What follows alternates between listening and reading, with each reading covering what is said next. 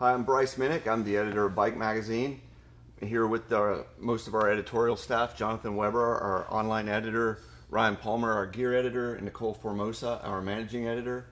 And here with another Facebook Live. We just want to use this as an opportunity to answer questions that we get from readers in our online audience.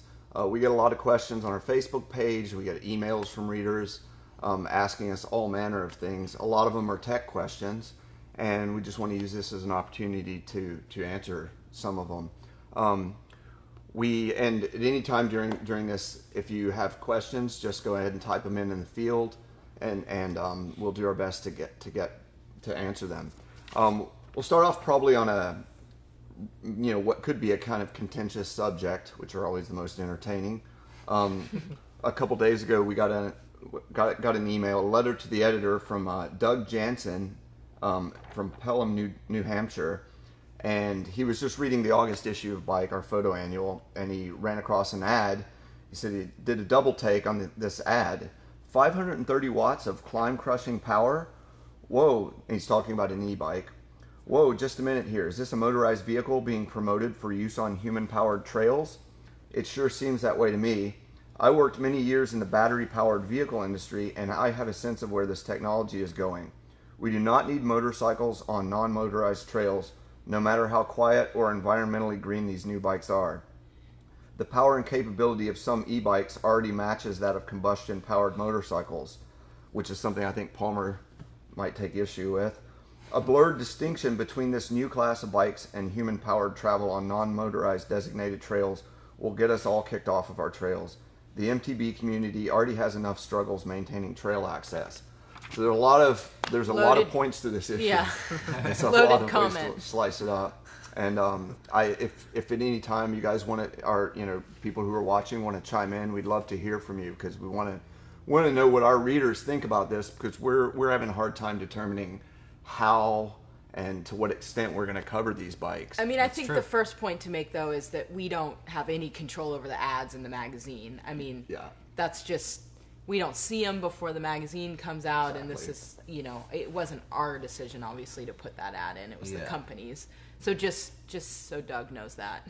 Yeah, Doug, we're not. Yeah, the edit staff doesn't control which ads go in the book. Yeah. And we don't even see them. We don't. When we're releasing pages to the printer, it's only the editorial pages that we produce that we control them very carefully, and then we don't see the ads until we actually get our first bound copies of the issue. But it's a good question and a good point, and something that's going to keep coming up, is this issue is just kind of starting to be out there. So yeah, I think it's interesting to me, because if you look at markets in Europe, e-mountain bikes are popular over there, and it doesn't seem to be as much of an issue where they don't have as many trail access issues. So I feel like that's the biggest point of contention. They're used to sharing, I think, a little They're used to sharing better a little than more. we are. Damn socialists.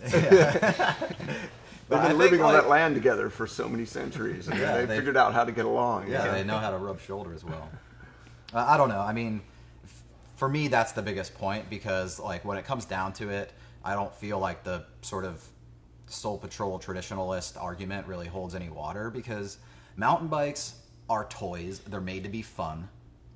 E-mountain bikes are also toys that are made to be fun, and if somebody likes riding those, then go for it, right? It's not on me to judge somebody for passing me going up a climb, and I'm on a traditional bike and they're on an e-bike. Way to be out here, guy. But what do you think about the comparison to it being basically a motorbike? It's nothing like it. I've been riding one because we're working on a kind of more in-depth piece on e-mountain bikes, because we know this is an issue. Is that you and Ferrantino? Me and Mike Ferrantino working on this, and we have a lot of research to do still, and we have a lot of people to talk to, but and I've I'm I can't bash these things without getting to know them a bit. Right. So we ordered one, and I've been riding it, and I mean, it's nothing like riding a motorcycle whatsoever. It's absolutely not a motorcycle in any way. It's a bicycle with more power. Can you describe what exactly it is? So you're only getting power from the motor if you're pedaling, right? You don't have a throttle, so you can't just on a motorcycle, if you're going up a steep hill, you're like kind of leaning back and charging up something. You can't do that on these things. You're pedaling, and you know, in the end, it doesn't like. He makes the point where some of the e-bikes have the same output as combustion powered motorcycles, but like there are classes, and this is also very contentious because every state has different rules and they're categorizing these things differently. So I feel like it's even more complicated because of that. But you know, some like here in California, we have a few like classes of e-bike, and it tops off at like a maximum of 750 watts, which is nothing compared to like an motorcycle, because there are people that make like electric motocross bikes, and I mean those are like in the thousands of watts, I think, right?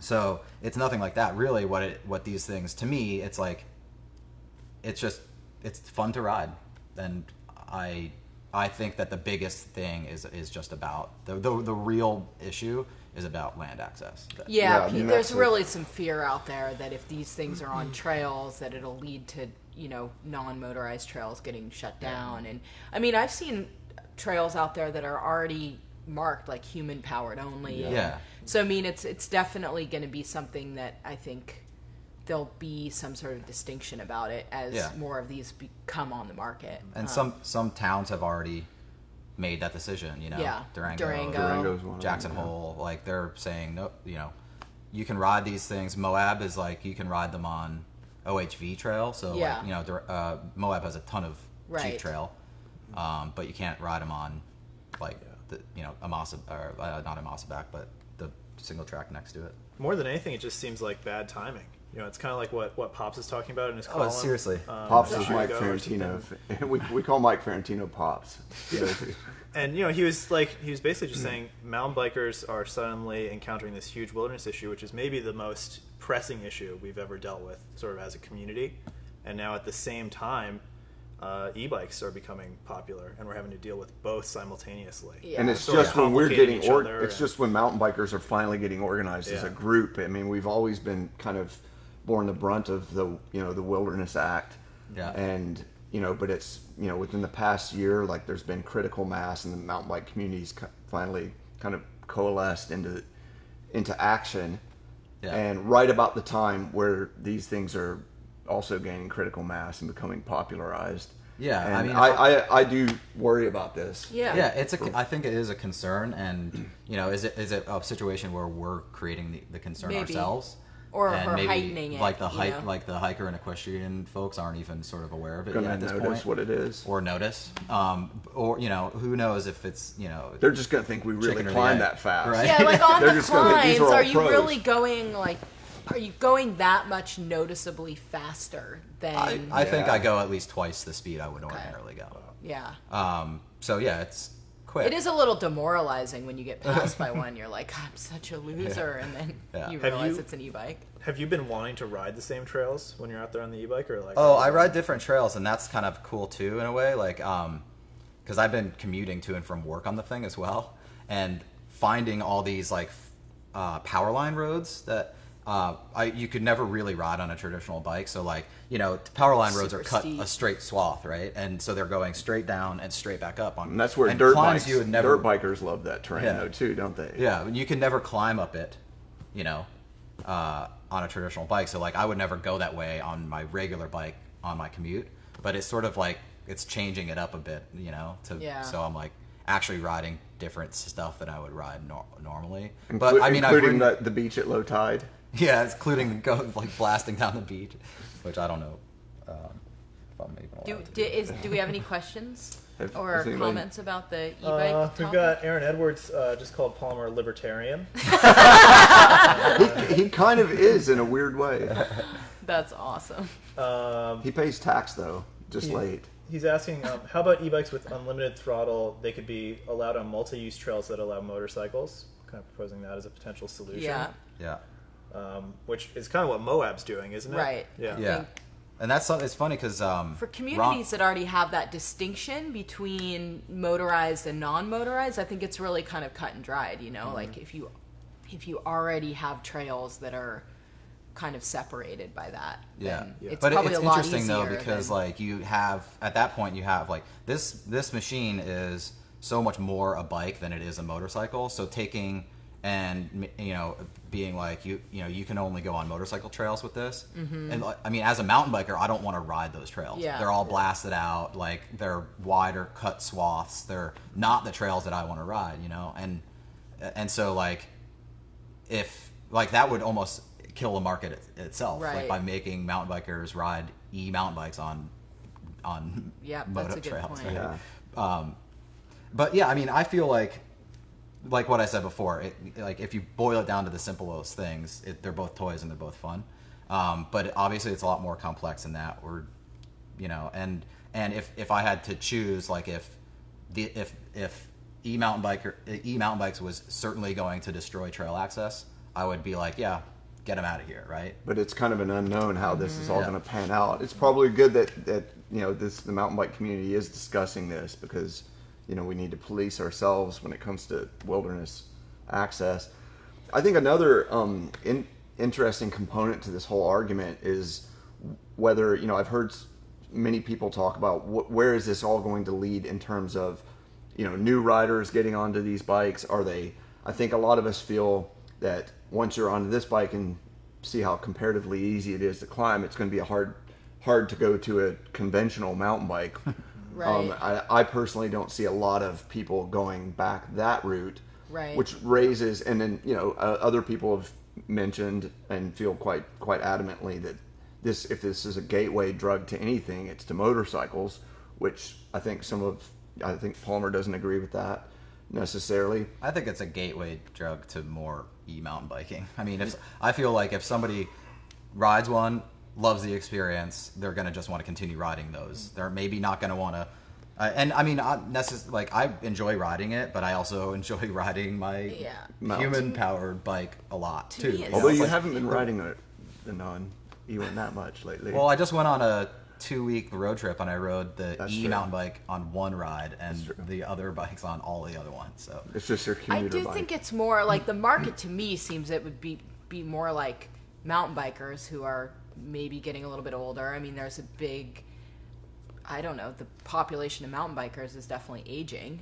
So it's like you can still be out there, you can still be riding probably just as hard as you were, but there's a little bit of assistance there. Yeah. I have a good friend who's in the industry, and he's been in the mountain bike industry for a long time. He also rides moto a lot, and he's had some health issues in recent years, and he's I think in his late 40s.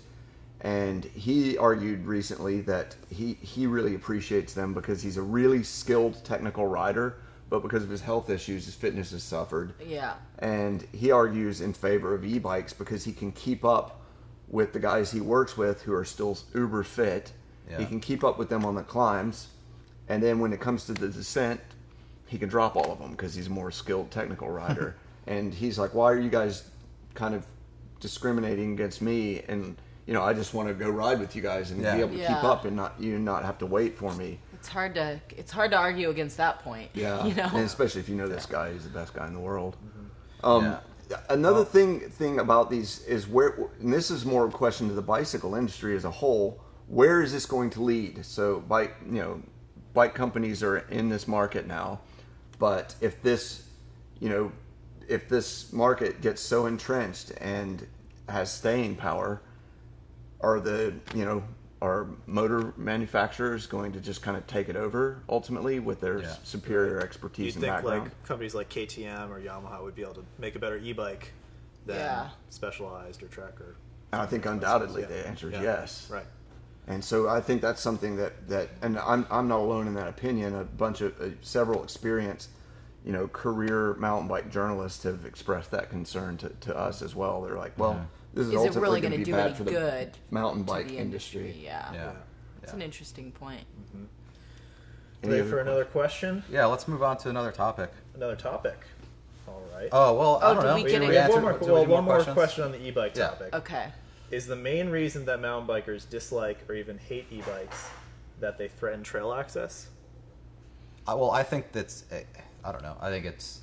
There's a lot of purists who are just like. I think that's the main reaction. I think that's probably the most I think valid. that's our That's probably the most valid. That's our most visceral reaction is like, get those. That's not a mountain bike. Get it out of here. Or like the other one I hear a lot is, I just climbed for 2 hours to get to the top of this thing. Yeah. Or like I'm way out here and I don't want to be joined by a crowd of people on e-bikes, right? Like, so I've felt that way, but feeling more deserved to enjoy the outdoors where we're all equally welcome is not an argument that holds water. Like you don't deserve to be out here more than anybody else does. It's the same chauvinism that we've criticized equestrians and hikers for, because in recent editorial pieces that we've produced, we've said this is essentially wilderness chauvinism. You're saying because you're a hiker or you're on horseback that somehow you're more purist entitled to the and land. more entitled to it, and it turns out to be that's a form of chauvinism. Yeah. And so maybe we are, on a philosophic level, exercising that same chauvinism when we're like, I pedaled up here all of my own power, and you guys just got up here. You took the easy route. I'm better than you. I deserve to be here more than you. I think the trail access thing is, it's a bit unknown, so it's a little bit based on fear. It is a valid concern, and it could lead to. Maybe it could lead to some conflict there, but I don't think anyone really knows that yet. So I think that's just maybe something to just kind of say as a reason, even though it might not be founded, or at least we don't really know. We don't really have concrete studies on if they create more trail erosion and things like that, or if they're angering user groups more than other ordinary more than mountain just bike. Strava assholes. Right. Those are worse than e-bike riders. Okay, should we move on? Yeah, let's move on. This is kind of on topic, sort of, but one viewer was asking, do the 27.5 plus bikes have a future? And a lot of the e-bikes are going to be 27.5 plus bikes. Yeah. What do you think, Palmer? Well, they're just asking just straight 27.5 just plus 27.5 in general? plus. Okay. They have a future. Yeah. They definitely Big time. do. It's and here's why I think is already we're seeing the tire technology increasing, and that's really what the whole thing hinges on. Like if the tires suck, then it's not going to be a good ride. It's not going to be a good experience. And tire companies are already learning from their first renditions. They're on their second. They're on their third. And we're getting messing around with what size it's going to wind up being. Is it going to be 3.0, 2.8, something smaller? What I can say, from my experience riding them is like I feel a lot more benefit and a lot less like downsides. Like for more of the ride, I'm like, this is great. And there's only small circumstances where I'm like, oh, this is a little bit slower or something. Like on descents, I feel like I'm just as fast with a good setup.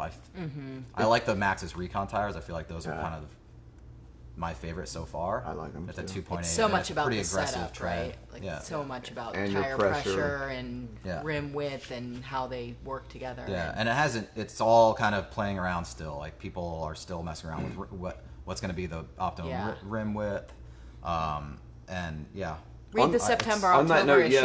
On the September-October issue, we've got a very in-depth feature on plus size wheels and tires, and where it's kind of all panning out and where it's headed. And Mike Ferrantino, who's been writing for Bike Magazine since day one, he's had this grimy handshake column for 23 years, and he's our editor at large.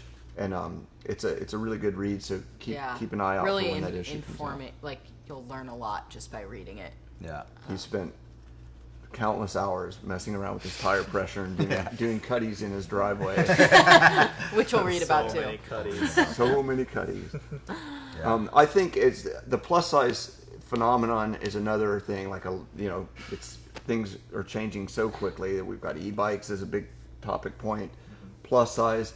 I mean, initially when they first started coming out, the old guys on the staff, me and Anthony Smith, our photo editor, is not as old as I am, but he's kind of part of the old traditional guard. And new things come out, we're both the first ones like, oh, we don't need that. Yeah. I mean, I was that way with dropper posts like 8 years ago. I was like, I've never. I was like most that. mountain bikers. I was are like that with full suspension. Yeah. I was like that with 29ers, disc brakes, Yeah, everything. one by, all of it. And guess Everything what? amazing. And look at it now, and we're like, oh, we're stoked. All that changed. Every one of these bikes has all that stuff on it. Exactly. And it's kind of, I've come over the past year after I've been able to ride several different incarnations of plus bikes. I have to admit I've had some recent experiences where I was having so much fun on them, and they do make certain types of sections of trail a lot easier. Off-camber route sections that you would just be like, picking your way through or something. Yeah. And you can just blast through them, and if you've got your tire pressure right, you get so much traction on greasy off-camber routes, and then suddenly you're like, wow, I'm a better rider. People argue, well, that makes it boring because it makes it easier. You're cheating. Just go fast. But that's it's the like, same well, exact if I'm argument. cleaning Just go stuff and not fast. crashing. Yeah. That's the same argument that everybody was saying, hardtail purists were saying when I was saying when full suspension mountain bikes were coming out. I'm like, it's cheating. It's it's going to make all the trails that I love to ride more boring to ride. But guess what? You find different ways of riding those same trails. You find different lines that you've never seen before. Yeah. You ride differently. You go faster. You ride And you ride differently. faster. And it's pretty fun. You know? So yeah, I think Plus has a future for sure. Okay. Well, we got another question on the Plus topic. What are your thoughts on 29 Plus? I've only ridden the one 29 Plus bike so far, and it was the Trek Stash. And for a hardtail, I thought it was a really good ride. I mean, I had a good time on it. You think that's more for the hardtail segment, or will be more positioned more there versus? I think it's tough because fitting that very large outside diameter wheel into a full suspension linkage is difficult, and so in order to get like chainstay lengths down, on that Trek, they've done an elevated stay in order to get it out of the way for the tire and all the chainstay yoke like clearance area, and so I think it's technically challenging to do a full suspension 29 Plus. So I don't know if we'll see that take off right away, but just like we saw with regular 29, which seemed to be better on hardtails at first, we found a way to make really rad full suspension ones. Definitely. Exactly. So we'll see where that goes. Do you think downhill bikes are going to see plus size tires? I don't know. That's a curious one because a lot of downhill riders still don't like wide rims because they like the way that the tire conforms. Like what we would call squirm is actually like the sidewall flex when they load it into corners and it pops them back out. Which when you have less of a round tire shape and it's more squared off, you get less tire deformation. And so like athletes at that very top level who ride twice as fast as we do, or faster, probably they have a whole different set of requirements for their gear setup, So yeah, they'll make that. They're the only ones that can really dictate what happens there. Right. And then then it comes down to materials. Like, can we make can we make tires that are durable enough and light enough for hardcore racers to rely on? Yeah. Kind of on that same topic, and this might be a good question for Palmer. For those of you who don't know, Palmer was a World Cup mechanic for a long time, so he's got a lot of experience at that level.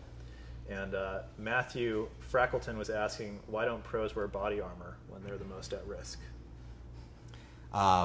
Most pros say that it restricts their movement and it puts them at more.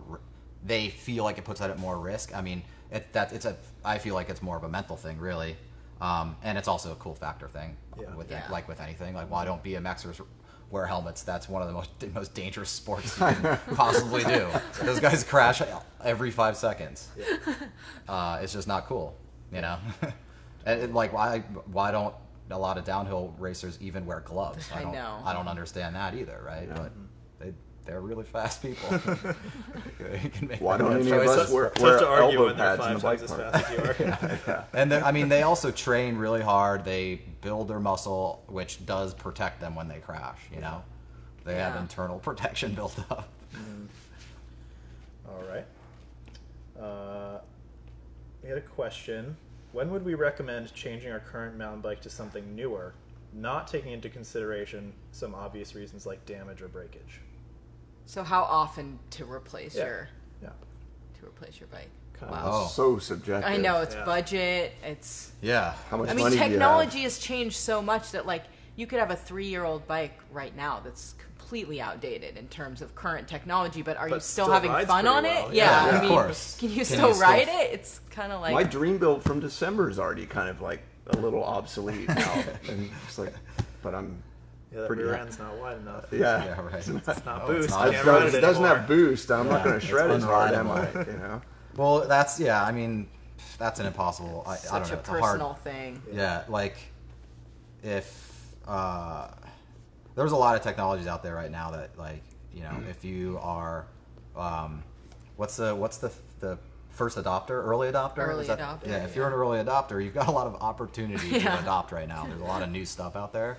But if you want to like kind of hang out and wait for people for some of this stuff to settle down, if you're curious, You might if be you're waiting plus a long curious, time. Yeah. yeah, if you're plus curious and you want to like see it level out, we don't really know if it ever will, but maybe. Well, probably a mean, good idea is to go to a bunch of demo events and ride Yeah. the bikes and see if you feel like the performance improvement is worth the Yeah, cash. enough Yeah. to And- really Yeah.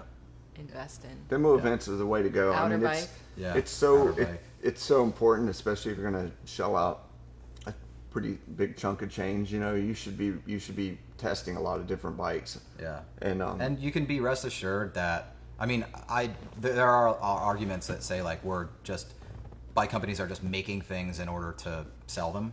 Yeah. Which maybe some of that happens, but like we see vast improvements Yeah, it's in all pretty technology good. and ride quality of bikes in the last few years, and so I think you can rest assured that at any time that you feel is appropriate for you to replace your old bike and get a new one, you're going to be getting something better than what you had before. Yeah. You're going to be buying the best stuff that's available today. And at the if it gets outdated 6 months from now, who cares? Because it's still super fun to ride. Because then it's just all psychological. I'm not happy with what keeping up Yeah. with the Joneses. Yeah. I have to say though, from the point of view of being the editor of the magazine and as a staff, I think, we want our gear reviews and all of our gear coverage to be very meaningful and useful to readers.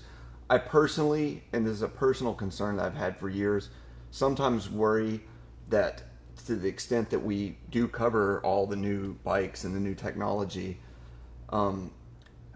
I worry that at times maybe it gets our readers and just the mountain bike community in general could get people bummed on their old bike. They don't have enough Yeah. money to upgrade, and almost makes them feel like, well, I'm inadequate. I'm not good Yeah. enough. My bike's not good enough. I'm not going to be as fast as everyone anymore. Yeah. And to that, the spirit of Bike Magazine since day one, 23 years ago, has always been, the ethos has been just get out and ride your bike, get up off your couch. Yeah, it's about the and ride. go have fun. And none of us would ever want to be a dispiriting factor in anyone's personal stoke of Yeah, riding I a can't bike. believe that Remember how guy's much- still riding a triple or whatever, And Remember we how think much it's- fun you had on that 26-inch process last year? Last year, I was on a You were 26-inch so bike, and I was stoked. ripping the bike park, and I was just like, "Wow, that bike is still super fun. He's The bike is still awesome." Yeah, it's still, But- the wheels still turn. But that's weird. the thing. It's like it's our Yeah, where do duty. you balance that? Yeah, well, we as gear editor of the magazine, like it's my job to report on all the new stuff that's exactly. coming out and try it out and see if it's valid and all that stuff, right? And and look, I'm not trying to like convince anybody to replace the bike they bought last year or 5 years ago or whatever. What we're doing here is we're evaluating the new stuff that comes out so that people who are in the market right now can make an informed decision. Exactly. Yeah. And if you're not in the market for a new bike, we're not trying to get you to buy a new one. And when any of us see someone on a trail on some old 10-year-old bike running a triple up front, Which you know, most people and- are. When you go which- out and ride in the real world outside There's of the still bubble of most the media, We you sold know, triples for like 25, there's 30 Exactly. so years. many, just like, there's all kinds of bikes out there. We're all stoked when we see someone on a 20-year-old clapped out bike. I Yeah. mean, we've championed the shit bike for 6 years of a column, and we love that soft ride for some strange reason. The only thing that I can't actually confidently tell people to get rid of and go buy a new one is if you don't have a dropper post, get one. Today. Should we do maybe one more question and then? Yeah, one more question and wrap it up. We've wrap been her on up. a little 30 minutes or so now. Let's see. How about upcoming 1x12 drivetrains? Oh boy. Wow. What about them? I've ridden one. I'm a fan for sure. Yeah. Anything that makes it easier.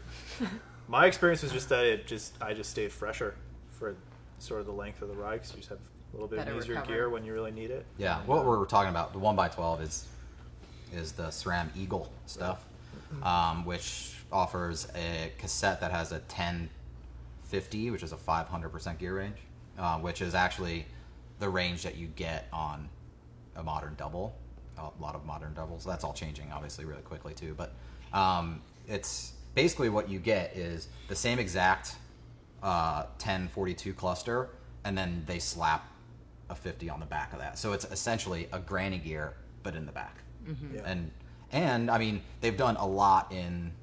I'm gonna feel like it's gonna sound like I'm endorsing this crap out of SRAM right now, but they've done a lot of work to improve the shift quality because it's been, in my opinion, forever that Shimano has a better, higher quality shift, but SRAM has the innovation, and they've done so much work, I think, with the 12-speed cassette and chain and the tooth profiling and all that to make a much smoother, quieter drivetrain. And I got the opportunity to ride it in really muddy, gnarly conditions, and it was the quietest drivetrain I've ever ridden in wet slop, which was pretty cool. Wow. Even shifting into that big 50 tooth, it's not. Yeah, it's not Like that jump feels it makes the jump normal. somehow. It makes it. I don't know how it does. But yeah, I feel like it's. Jury's still out on durability. Like we haven't been. Sure, on we the haven't been on it too Yeah. long. I think I've ridden it for a month or so now. Yeah. Cool. Okay. Wrap it up. Well, thanks for all the questions. We're stoked to have